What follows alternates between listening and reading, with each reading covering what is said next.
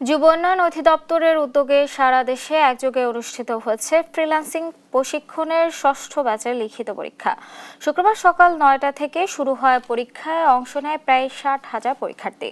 মোট 4,800টি আসনের বিপরীতে আবেদন করেছিলেন 1,10,000-এর বেশি প্রার্থী।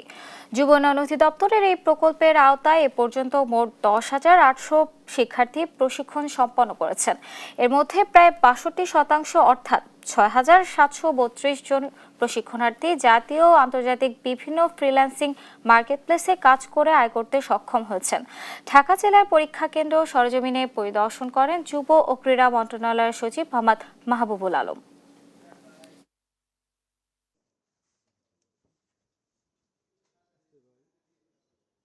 বিভিন্ন ধরনের ফ্রিল্যান্সিং, কম্পিউটার, ওয়েব ডিজাইন, এই ধরনের বিভিন্ন আইটি রিলেটেড প্রশিক্ষণ প্রদান করে অন্যদেরকেও তারা প্রশিক্ষণ প্রদান করছে এবং কর্মসংস্থানের ব্যবস্থা করছে।